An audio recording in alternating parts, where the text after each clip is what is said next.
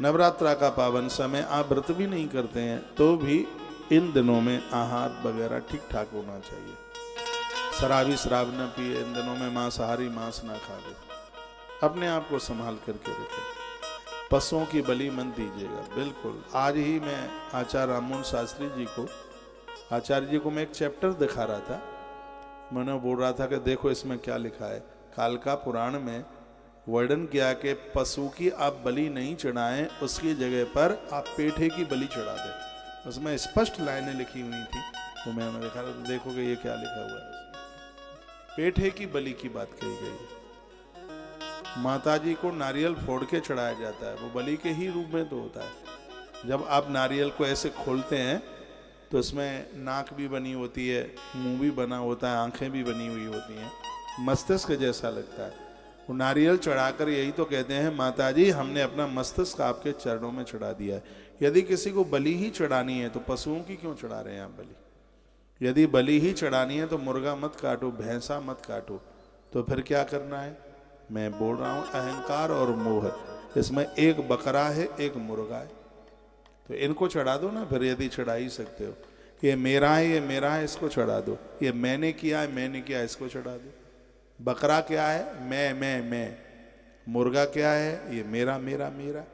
यदि बलि ही चढ़ानी है तो इन दोनों की चढ़ा दो। इन दोनों को तो चढ़ा नहीं पाते हैं, जीवों को काटने में लगे,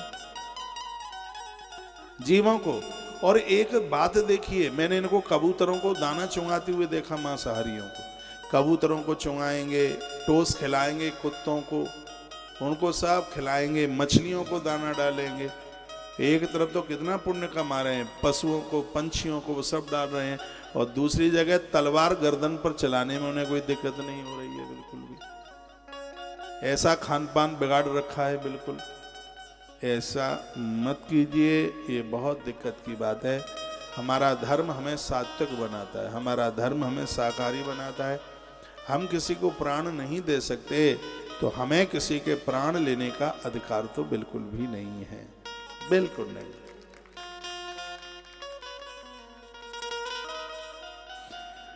धर्मार्थ काम मोक्षाश यो वाक्षति विनाशम, चारों पुरुषार्थ इस कथा के द्वारा भैया प्राप्त हो जाएंगे, इसमें बिल्कुल संशय वाली बात नहीं है। नवरात्रा में दुर्गा सप्तशती की किताबें दान स्वरूप में दो। रुद्राक्ष की मालाएं बांटो, लाल चंदन बांटो, नारंगी बांटो, संतरे बांटो, केले का दान करो। ये तो सगरी बातें लिखी हैं इसमें। कुसा के आसन बांटो, पंचपात्र, ताम्र के पंचपात्र बांटो, देवी की प्रतिमाएं बांटो। तो करना है ये काम कीजिए। दुर्गा सप्तशती, देवी भागवत ग्रंथ, पुराण, इनको बांटो।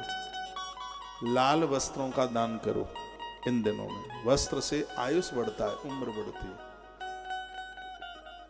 बेटियों को खिलौने दो,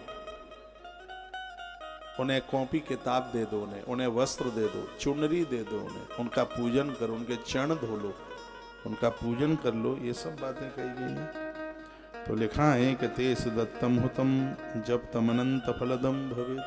फिर तो आपकी आहुति डालने से जो पुण्य प्राप्त होता है वही फल प्राप्त होता है। ये करें। भगवान की कृपा से नवरात्रा 2024 की हम देख रहे हैं, 25 को भी देखने को मिल जाएगी। जब तक रहेगी जिंदगी, जब तक जिंदगी है इस धरा पर, धरती पर, शुभ करते ही रहना। अशुभ करने के लिए अपने कदमों को, पामों को आगे के लिए मत बढ़ाना। बिल्कुल। पुस्तकस्य च भक्तुष्य पूजा कार्यातु नित्यशः। वो यजमान बड़ा भाग्यशाली है जिसे पुस्तक और वक्ता दोनों का पूजन करने का सौभाग्य प्राप्त हो रहा है। लिखा है वक्त्रा दत्तम प्रसादम तु गृह्याद भक्ति पूर्वक। पुस्तक और कथावाचक दोनों की प्रतिदिन पूजा करें। वक्ता द्वारा दिया हुआ प्रसाद भक्ति पूर्वक उसे ग्रहण करें। व्यासपीठ से जो भी कुछ प्रसाद मिलता है आपको, उसे भक्ति पूर्वक उसे स्वीकार कर लें। तो ऐसी बातों का वर्णन किया गया। अष्टम्याम व नवम्याम च वाचकाया चिताय च। फिर कहा है अष्टमी या नवमी तिथि को विधि पूर्वक कथावाचक को पुस्तक दान करे देवी भागवत की, अष्टमी को या नवमी को। ऐसा करने से वह इस संसार में वह भक्त सभी दुखों को पार करता हुआ और अंत में दुर्लभ मोक्ष को प्राप्त हो जाएगा। इतनी बड़ी महिमा लिखा है, सुंदर अक्षरों में लिखी हुई देवी भागवत पुस्तक को रेशमी वस्त्र में लपेट करके, देवी भागवतम चैत लिखितम सौवनाक्षरम हेम सिंहासन स्थाप्य पट्ट वस्त्रेण वेष्टितम। कभी भी ग्रंथ दान में दें तो उसको कपड़े में लपेट करके, जैसे बेटी का कन्यादान किया जाता है, उसको अलंकार आभूषण दिए जाते हैं, उसको साड़ियाँ भी दी जाती हैं, उसको कपड़े भी दिए जाते हैं। धार्मिक ग्रंथ जब हम किसी को दान में देते हैं तो उसको वस्त्र में लपेट करके उसको दीजिएगा। ऐसा श्रीमद् देवी भागवत में ऐसा वर्णन किया गया है, ऐसा लिखा गया है। यह पट्ट वस्त्रेण वेष्टितम, वेष्टितम लपेट कर, वस्त्र में लपेट करके दीजिए। फिर क्या कहा, जो वक्ता है उसके प्रति भाव होना चाहिए, चाहे वो दरिद्र है, चाहे धनवान है, दुर्बल है, बूढ़ा है या बच्चा है। दरिद्रो दुर्बलो बाल तरुणो जरठ पिवान पुराण वेत्ता बंदस्यात् पूज्यो मानस्य सर्वदा। चाहे वो दुर्बल है, चाहे धनहीन है, कैसा भी है, व्यासपीठ पर बैठा हुआ वक्ता पूज्यनीय वंदनीय है, उसका अपमान नहीं होना चाहिए, उसका वंदन हो, उसको प्रणाम हो। संत लोकस्य बहवो गुरुवो गुणजन्मता सर्वेषां पितेषां च पुराणज्ञ परो गुरु। पुराण को जानने वाला वक्ता चाहे दरिद्र दुर्बल कोई भी, यद्यपि संसार में जन्म अथवा गुणों के कारण अनेक गुरु हैं। देखो क्या सुंदर बात कही है, ये धरती पर जैसे को सीख लिया है, साइकिल चलाना भी सीख लिए तो वो भी गुरु है, गाड़ी चलाना सीख लिए तो वो भी गुरु है, कंप्यूटर चलाना सीख गए तो वो भी गुरु है, कैमरा चलाना सीख गए तो वो भी गुरु है, रोटी बनाना सीख गए किसी से तो वो भी गुरु है। लेकिन इस ग्रंथ में कहा गया पुराणज्ञ परमो गुरु, जिसका गुरु पुराणज्ञ है, उससे ज्ञाता है, पुराणों का ज्ञाता है, उसको इस धरती का सर्वश्रेष्ठ गुरु कहा गया है। ऐसा 70 नंबर के श्लोक में, महात्म्य अध्याय नंबर 5 श्लोक नंबर 70, सर्वेशाम तेषांच, यूं तो सब गुरु वंदनीय है, प्रणाम करने के लायक है, लेकिन पुराणज्ञ परो गुरु, जो पुराण को जानने वाला, पुराण कहने वाला नहीं अकेला, पुराण को जानने वाला, पुराण पढ़ा है फिर उस पुराण के ऊपर चलता है, पुराण को समझने वाला। कथाएं तो कहते ही रहते हैं, उसके ऊपर चला जाए, उसको समझा जाए, तो ऐसा गुरु श्रेष्ठ गुरु बताया गया, पुराणज्ञ परो गुरु।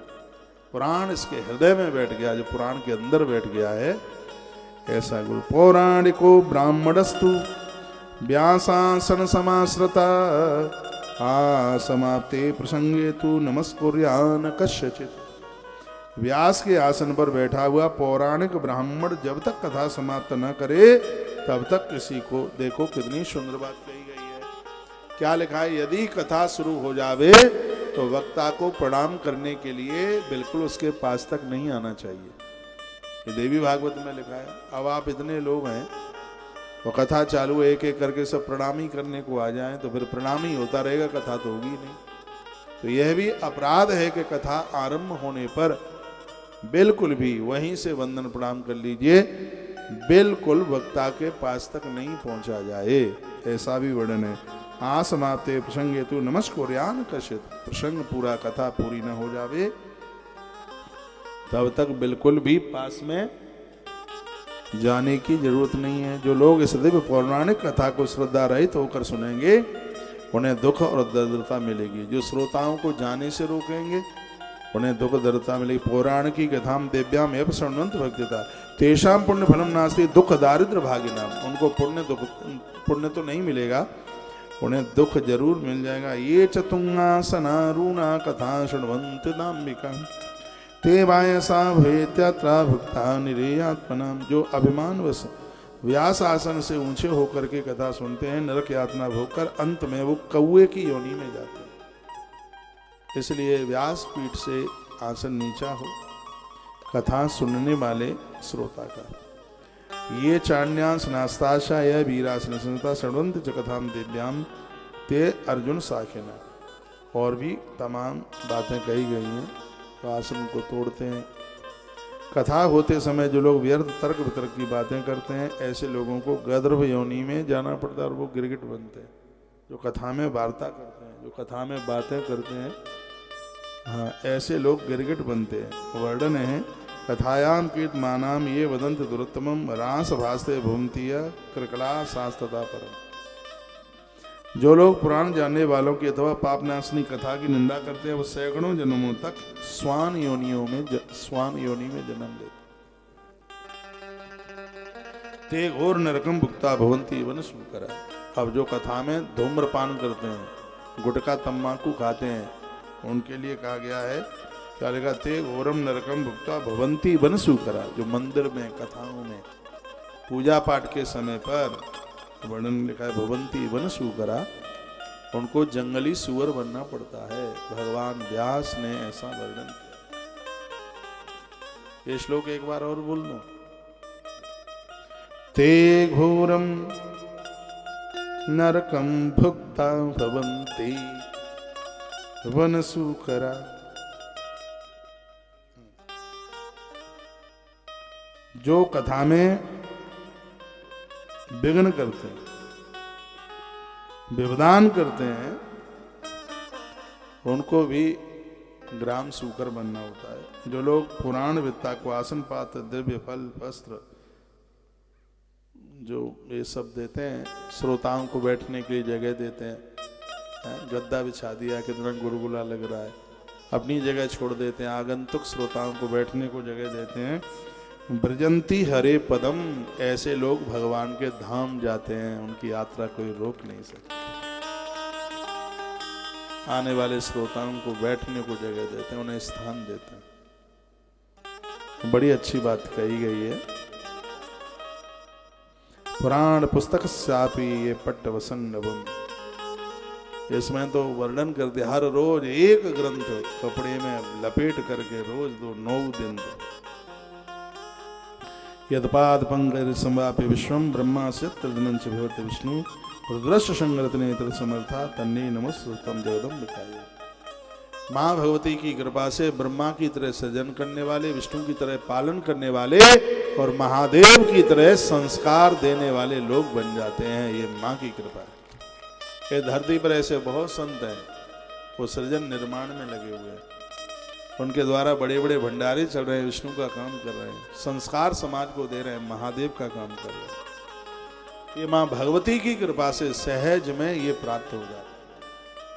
क्या लिखा है, यदपाद पंकज संवापि विश्वम, माँ के चरणों की रज जिसको, तो यही देख रहा हूं मैं, समझ लेते।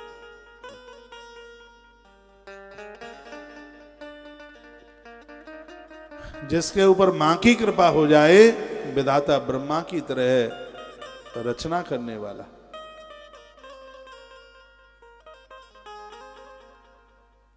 भगवान विष्णु की तरह पालन करने वाला और भगवान महादेव की तरह वो संस्कार देने वाला बन जाता है। तीनों देवताओं की कृति उसके पास उतर के आ जाती है, माँ की कृति। ये देश में बहुत संतों ने बड़े बड़े निर्माण कराए, ऐसे सुंदर आलीशान मंदिर बनवाए, कितने अखंड भंडारे चल रहे हैं, कितना समाज में अद्भुत संस्कार दिए हैं। ये माता रानी की कृपा, जब माँ की कृपा होती है तो तीनों देवताओं की कृति उस महापुरुष में चल करके आ जाती है। ये माँ की बड़ी कृपा। रुद्रश्च संगत नेत्र था समर्था, महादेव की तरह वो समर्थ, ब्रह्मा की तरह, भगवान नारायण की तरह। जगताम श्रेयसे शास्तु मणिद्वीपा देवता, और वह माता रानी का भक्त अंत में मणिद्वीप के लिए प्रस्थान करता है। तो ऐसी महिमा है, महात्म्य की कथा हम और आप सुन रहे हैं। और अब आइए, अब हम उधर चलेंगे जहां भगवान नारायण का मस्तिष्क कट गया था, और माता रानी ने कटे हुए मस्तिष्क को कैसे जोड़ा। भगवान का मस्तिष्क कटा था, तो देवी भागवत में कथा है कैसे मस्तिष्क कटा, क्या हुआ, और मैया ने पुनः फिर नारायण को कैसे खड़ा किया, और यह हम सुनेंगे इस कथा में बहुत आनंद के साथ में। श्री डी.पी. शर्मा जी एक बड़ा सुंदर सा भजन गाते थे, दे दे थोड़ा प्यार मैया तेरा क्या घट जाएगा, ये बालक भी तर जाएगा। आइए वही पंक्तियां गुनगुनाए लेते हैं। उनके साथ हमने बहुत देवी भागवत की कथाएं की हैं। उनके साथ मैं बहुत देवी भागवत की कथाओं में बहुत आनंद लिया है। ये माँ की कृपा है, मैया की कृपा के बिना ये कहाँ संभव हो सकता। स्वर दीजिए सब भाव के साथ।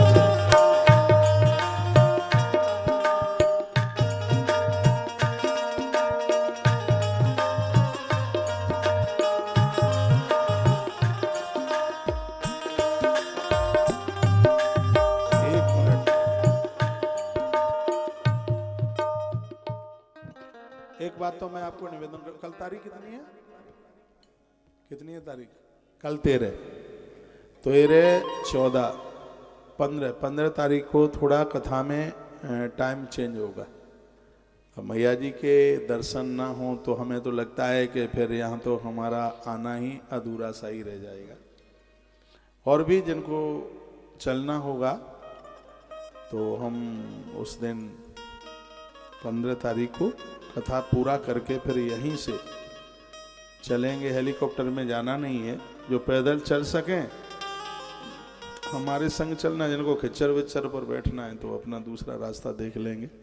जिनको पैदल चलना है चढ़ेंगे भी पैदल और उतरेंगे भी पैदल। माँ का भरोसा लेकर के चलोगे तो पौड़ी पौड़ी चढ़ता जा, जय माता दी रटता जा। तो आप बार बार पूछ रहे हैं, यहाँ के स्थानीय लोग भी पूछ रहे हैं महाराज जी आप कब जाएंगे?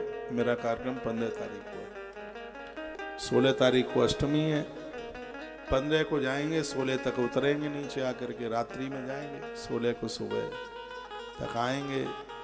हवन यज्ञ का जो क्रम है वो तो चलता ही रहेगा। और कथा 17 तारीख को कथा को हम 10 बजे से 2 बजे तक पूरा कर देंगे। 10 से 2 17 तारीख को। उस दिन भोग भी है, पूर्णावती भी है, भंडारा भी है, कन्याओं का प्रसाद है, अद्भुत कार्यक्रम होगा। और फिर मैं 1-2 मंदिरों में दर्शन। वो कौन सी मैया है? वो बेड़ में है, एकदम जंगल में, जहाँ 56 भोग लगाए हैं पहले, है देवा माई। मैया के प्रति बड़ी श्रद्धा है और मैं दोनों बार मैया जी के दर्शन करके ही गया हूँ। तो अब के बार भी मैया जी के दर्शन करके तब ही हमारा प्रस्थान होगा। और मुझे उस दिन लुधियाना पहुंचना है। और 10 तारीख को वहाँ पर बगलामुखी साधना के ऊपर, बगलामुखी मंदिर है, पूज्य महाराज श्री जी विवेक भारती बहुत अच्छे संत हैं। मैंने उनकी 2 कथाएं करी, एक से महापुराण की कथा करी है और एक राम कथा। हम भगवान की कृपा से, हनुमान जी की कृपा से राम कथा भी कर लेते हैं, हनुमान जी की कृपा से। आप अयोध्या से सुनेंगे उस कथा को। तो 2 कथाएं उनके यहाँ करी हैं। तो चलते चलते एक दिन का कार्यक्रम 2-3 घंटे उन्हें लुधियाना में दे देंगे। वहाँ के लोग हमें सुन पा रहे हों तो वैसे तो आना हो नहीं पाता है, आप भी बैंक तक जा नहीं पाते हैं। गौशाला के सहयोग आपके पास जमा है, यदि आप करना चाहते हैं और आपको लगता है कि इस समय भूषा गोदाम भरा जा रहा है, हम भी गैया मैया के लिए कुछ सहयोग कर दें, तो आप जरूर पधारिएगा। 11 बजे से लेकर के 4 बजे तक का कार्यक्रम वहाँ होगा। विवेक धनुहू वाला रोड, आप जरूर पधारिएगा। तो ये तारीख निकल जाएगी हमारी 18। 19 तारीख को महाराणा प्रताप कर्णेश्वर मंदिर है, करनाल सेक्टर 7 GT रोड, बिल्कुल ऑन बे। तो महाराणा प्रताप के ऊपर 1 दिवसीय कार्यक्रम और इसके टाइमिंग से हैं 1 बजे से लेकर के 4 बजे तक। ये करनाल में है। और उसके तत्पश्चात 20 तारीख को अग्रसेन भगवान के ऊपर बड़ा अद्भुत 1 दिन का प्रवचन है, उसका भी टाइम 1 से 5 बजे तक का यही टाइम है। तो अग्रसेन जी महाराज के ऊपर पानीपत देवी मंदिर, वहाँ के लोग हमें सुन पा रहे हों तो आप जरूर पधारिएगा। और तत्पश्चात 21 तारीख से लेकर 26 तारीख तक साम वेद के ऊपर कथा है। 2 वेदों की कथा हमने कोरोना काल में सुनाई है, यजुर्वेद और ऋग्वेद। अभी 2 बकाया हैं, जिसमें एक का नंबर आ गया है सामवेद, उसके बाद में अथर्ववेद का भी नंबर आ जाएगा। तो सामवेद की कथा बड़ी अद्भुत होगी, आनंद बहुत होगा। तो आप श्रीधाम वृंदावन पधारिएगा। बैसाख का महीना है, बैसाख के महीने में 31 दानों से भी आप जरूर जुड़ें। पूरे 31 दान का सहयोग 6,000 रुपया लेंगे पूरे महीने का, तो उसमें आपको भी ये सौभाग्य मौका प्राप्त हो जाएगा। बीच में 2 दिन मुझे दिल्ली जाना है, 27 और 28, वहाँ से हम 2 दिन चाणक्य नीति के ऊपर कुछ प्रवचन कर लेंगे। और ये थैंक यू कार्यक्रम है। दिल्ली का इतना अद्भुत कार्यक्रम हुआ तो मैं दिल्ली के लोगों को धन्यवाद देने के लिए जा रहा हूँ।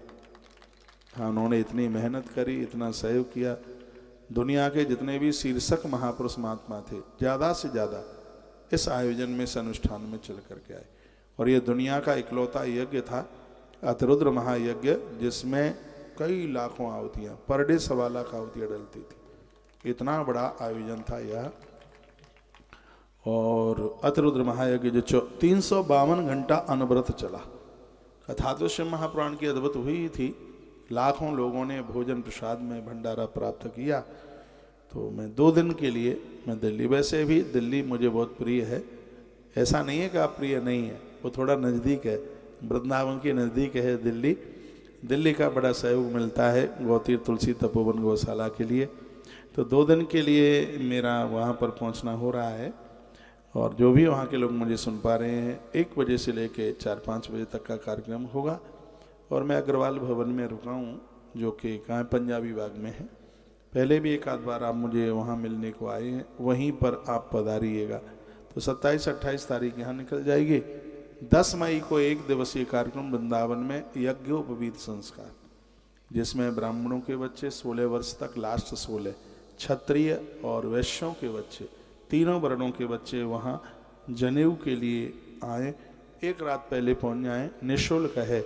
गौ माता के लिए सहयोग करना, वैसे आपको जनेऊ के नाम पर कोई पैसा नहीं लिया जाएगा। खर्चा तो होता ही है, हर चीज़ में खर्चा होता है, बहुत खर्चा, क्या लाखों खर्चा हो जाएगा उसमें।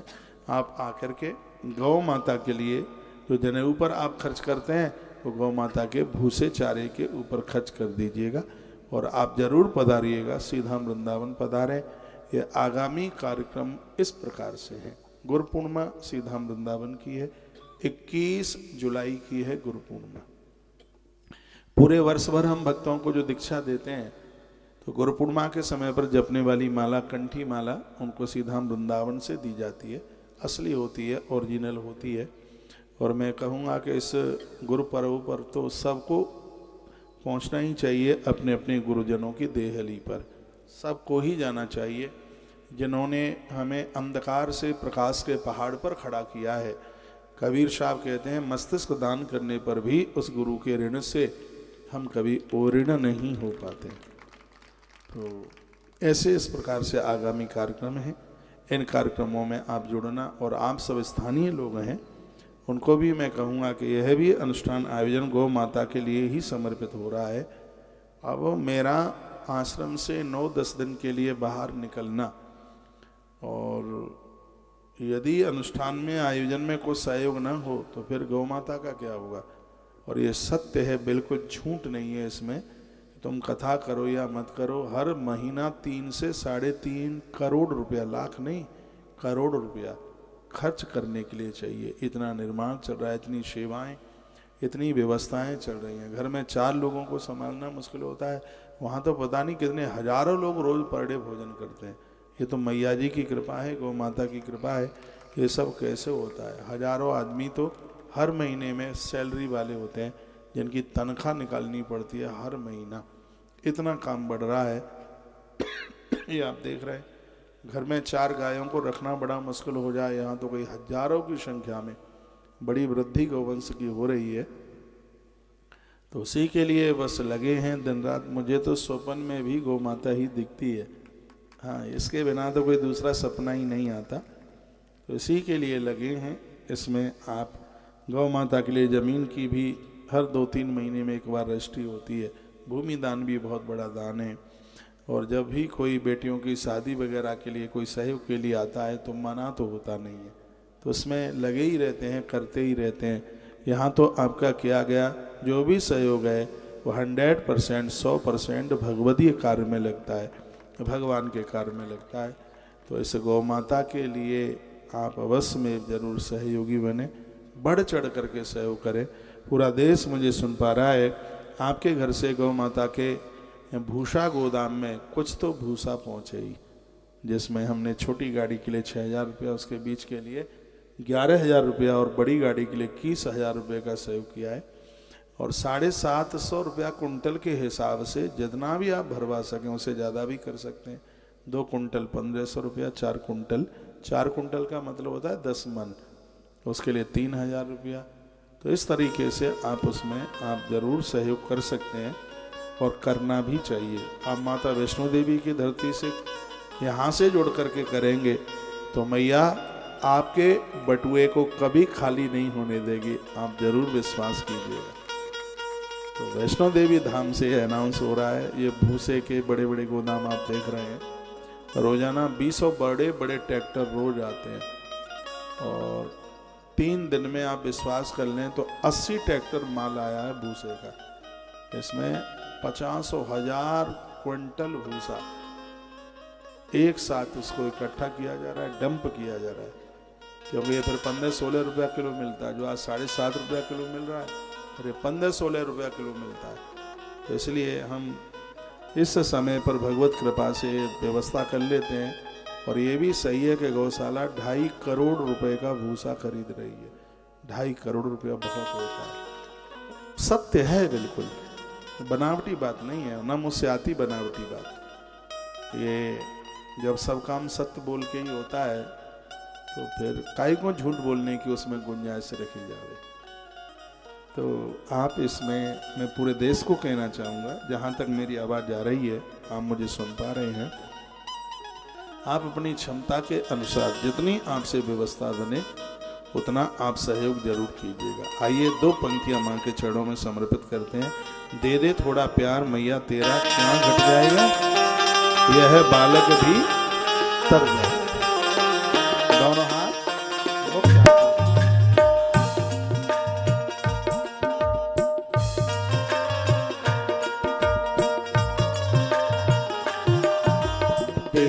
थोड़ा प्यार मैया तेरा क्या घट जाएगा, दे थोड़ा प्यार, दे थोड़ा प्यार मैया तेरा क्या घट जाएगा, दे थोड़ा प्यार, दे थोड़ा प्यार मैया तेरा क्या घट जाएगा, ये बालक भी तर जाएगा, दे थोड़ा प्यार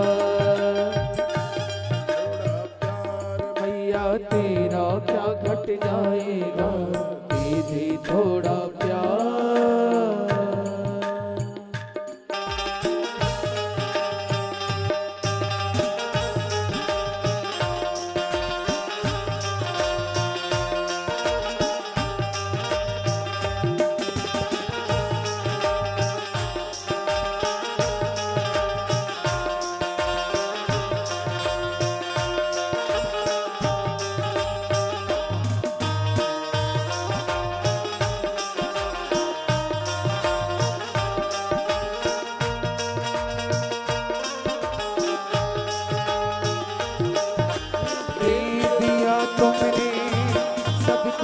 सहारा माँ जो द्वारे आया है, भर दिया दामन उसका खुशी से माँ, जो अरे जी लाया है,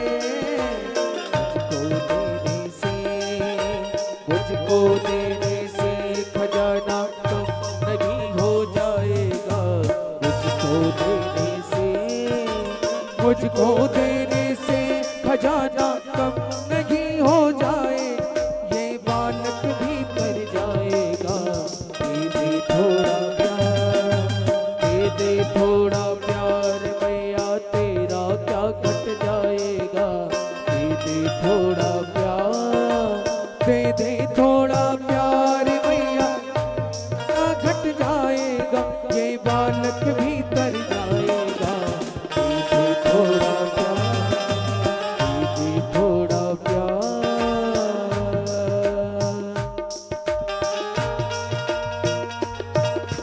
जय हो।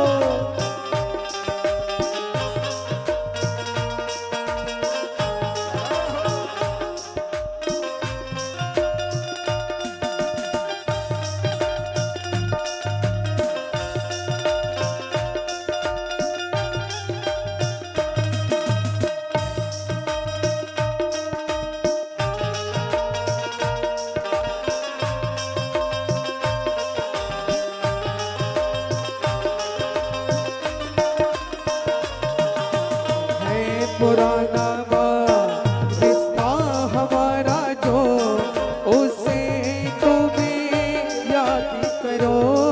कर दे कृपाओ माँ, बालक तुम्हारा हूँ, मेरे सिर पर हाथ धरो। है पुराना रिश्ता हमारा जो, उसे तुम्हें याद करो। कर दे कृपाओ माँ, बालक तुम्हारा हूँ, मेरे सिर पर हाथ धरो। प्यार का रिश्ता, प्यार का रिश्ता हमारा टूटने ना पाएगा। प्यार का रिश्ता, प्यार का रिश्ता हमारा टूटने ना पाएगा। ये बालक भी तर जाएगा। दे थोड़ा प्यार, दे थोड़ा प्यार भैया, तेरा क्या घट जाएगा। दे थोड़ा प्यार, दे थोड़ा प्यार भैया, तेरा क्या घट जाएगा। ये बालक भी तर जाएगा। दे थोड़ा प्यार, दे थोड़ा प्यार भैया, तेरा क्या घट जाएगा। दे थोड़ा प्यार। जय हो।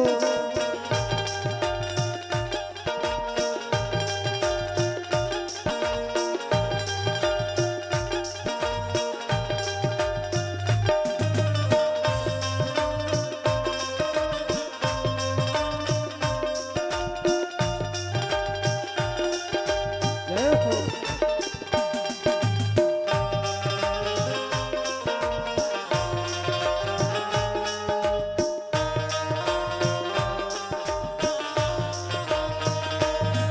बस्ती मेरी ये माँ तेरे हवाले है, इसे तुम्हें पार करो। दे दिया मुझको तूने किनारा माँ, इसे वास करो। बस्ती मेरी ये माँ तेरे हवाले है, इसे तुम्हें पार करो। दे दिया मुझको तूने किनारा माँ, करो। ये तेरा दरबार, ये तेरा दरबार तारों से गुजारेगा। ये तेरा दरबार, ये तेरा दरबार तारों से गुंजाएगा। ये बालक भी तर जाएगा। दे थोड़ा प्यार, दे थोड़ा प्यार, तेरा क्या घट जाएगा। दे थोड़ा प्यार, दे थोड़ा प्यार भैया, तेरा क्या घट जाएगा। ये बालक भी तर जाएगा। दे थोड़ा प्यार, दे थोड़ा प्यार भैया, तेरा क्या घट जाएगा। दे थोड़ा प्यार। जय हो। बोली सच्चे दरबार की।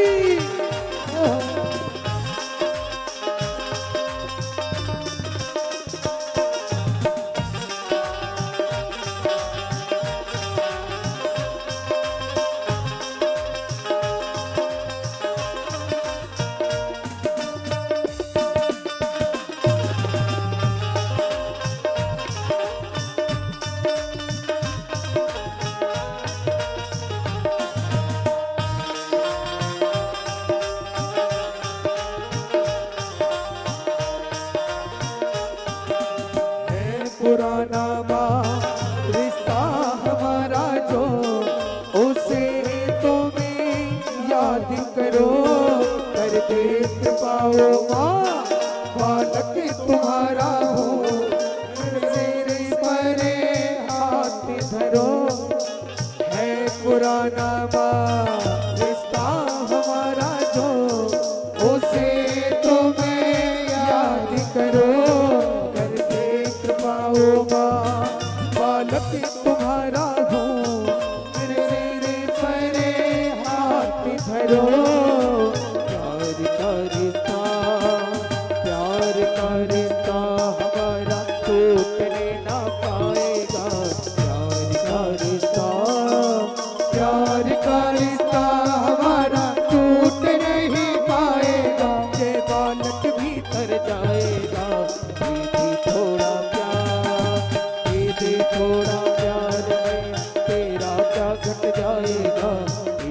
थोड़ा प्यार, दे दे थोड़ा प्यार भैया तेरा क्या घट जाएगा, ये बालक भीतर जाएगा। दे दे थोड़ा प्यार, दे दे थोड़ा प्यार भैया तेरा क्या घट जाएगा। दे दे थोड़ा प्यार, दे दे थोड़ा प्यार भैया तेरा क्या घट जाएगा, ये बालक भीतर जाएगा। दे दे थोड़ा प्यार, दे दे थोड़ा जाएगा। दे दे थोड़ा प्यार, दे दे थोड़ा प्यार भैया तेरा क्या घट जाएगा। दे दे थोड़ा प्यार।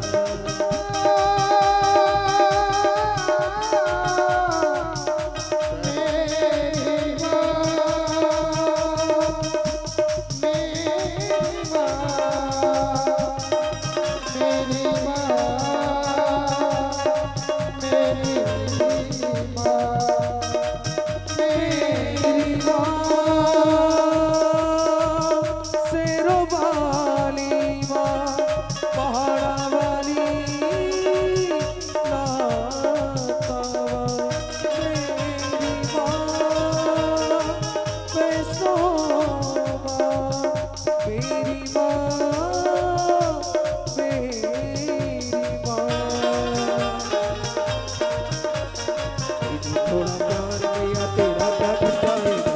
दे दे थोड़ा प्यार, दे दे थोड़ा प्यार भैया तेरा क्या घट जाएगा, ये बालक भीतर जाएगा।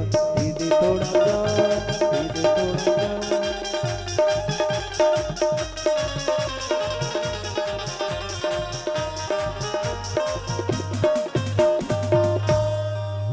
दे दे थोड़ा प्यार, दे दे थोड़ा प्यार भैया तेरा क्या घट जाएगा।